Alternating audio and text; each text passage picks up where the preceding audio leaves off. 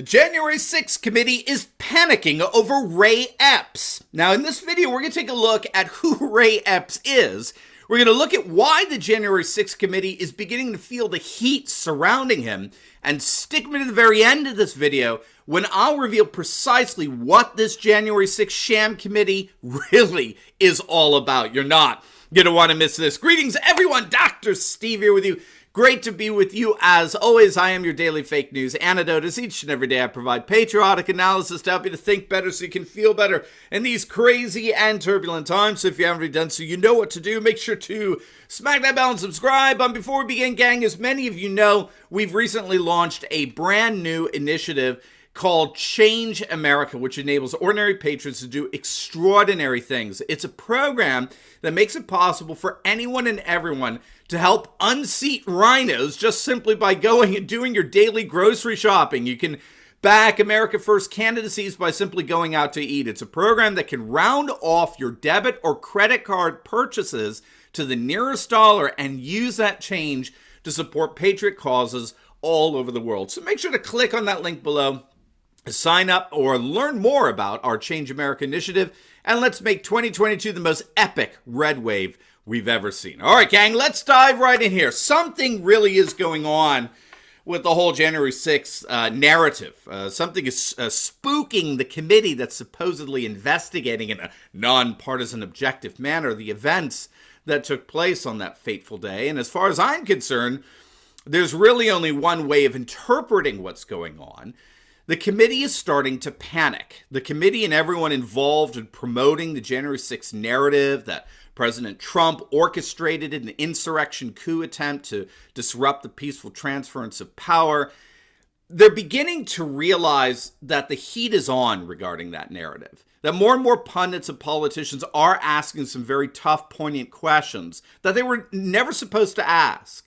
And that they, the gatekeepers of this narrative, are starting to look utterly ridiculous in their pathetic excuse for answers. So let's unpack all of that a bit. First and foremost, you may have heard that this committee, made up of Democrats and two virulently anti-Trump rhinos, recently tweeted out the following, quote, "The Select Committee is aware of unsupported claims that Ray Epps was an FBI informant based on the fact that he was on the FBI wanted list and then was removed from that list without being charged. The committee has interviewed Epps. Epps informed us that he was not employed by, working with, or acting at the direction of any law enforcement agency on January 5th or 6th, or at any other time, and that he has never been an informant for the FBI or any other law enforcement agency." Now, if you don't know, Ray Epps is the fellow who was videoed openly calling on people to invade the Capitol building. Take a look. I know. In fact, tomorrow, I don't even like to say it because I'll be arrested. Well, let's not say it. We need to go, I'll say it. All right. We need to go in to the Capitol. Let's go! So I'm going to put it out there. I'm probably going to go to jail for it, okay? Tomorrow, we need to go into the Capitol. Into the Capitol. What? Peacefully.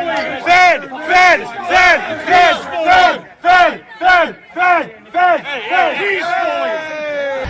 Okay, folks, grab the word. As soon as the president's done speaking, we go to the Capitol. The Capitol's this direction. Done speaking. We are going to the Capitol, where our problems are. It's that direction. He spread the word.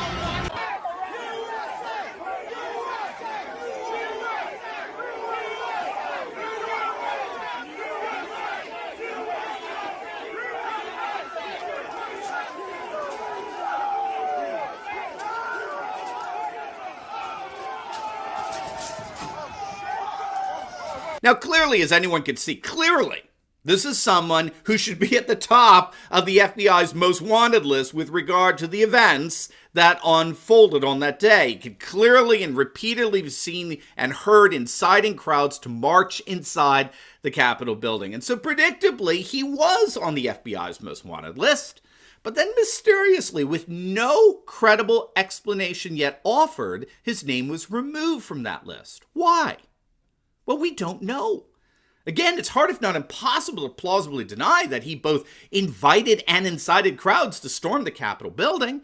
He was there on January 5th and 6th doing precisely that, and you'll also notice from the moment he exhorted crowds to storm the Capitol building, he was called out as a Fed.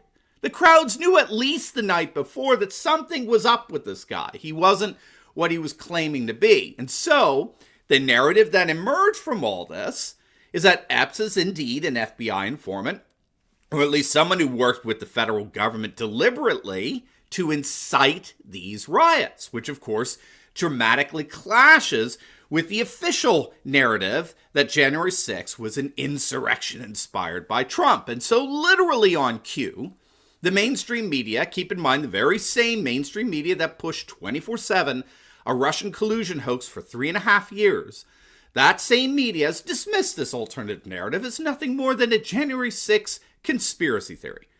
That, as of yesterday, was completely and totally debunked. How? Well, by those tweets sent out from the committee. The very committee that's being chaired by Adam Schiff, who doctored evidence repeatedly throughout the whole Ukraine and Russian collusion hoax. And for such a committee, apparently when it comes to Ray Epps, all you have to do is deny you worked for the FBI. And that's good enough for them. Ray Epps is the paragon of virtue, and anyone who would suggest otherwise is a mad conspiracy theorist. But what's so fascinating in all this rush by the mainstream media to declare this latest January 6th conspiracy theory debunked is a rather convenient ignoring of some stunning testimony on Capitol Hill yesterday. Take a look at this exchange between Senator Ted Cruz and an FBI official named Jill Sanborn. Or confidential informants actively participated in the events of January 6th? Sir, I'm sure you can appreciate that I can't go into the specifics of sources and methods. Did any FBI agents or confidential informants actively participate in the events of January 6th? Yes or no? Sir, I can't answer that.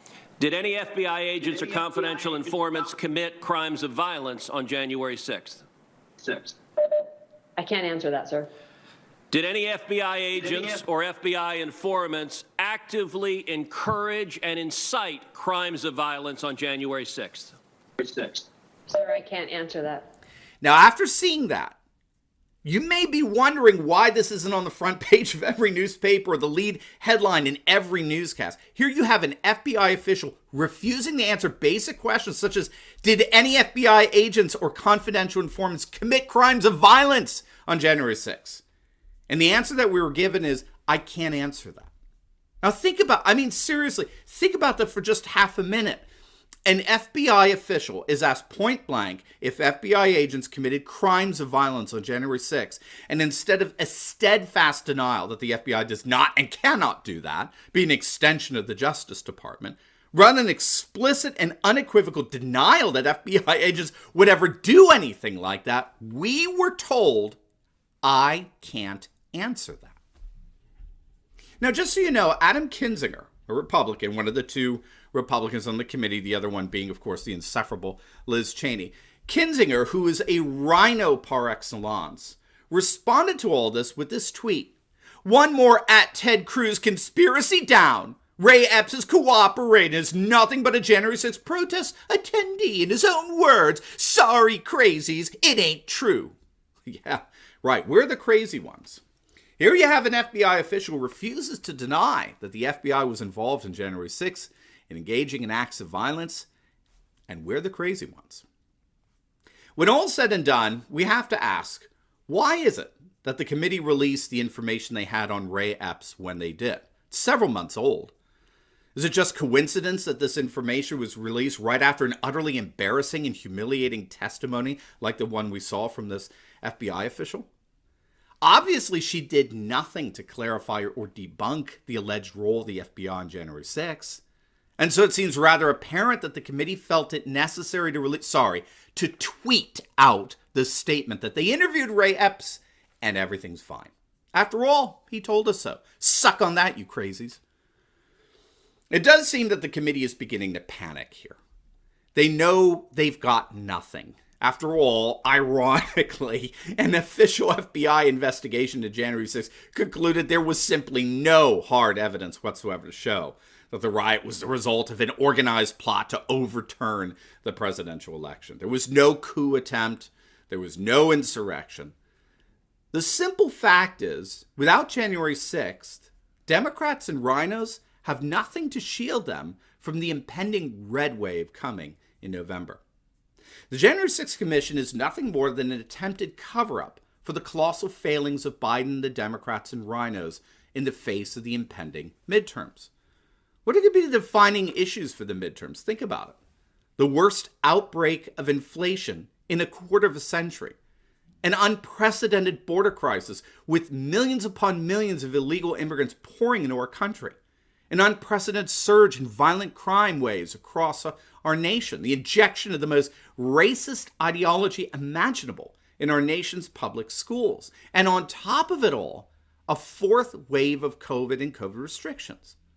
These and many other Democratic failings are guaranteed to be the defining issues of the 2022 midterms.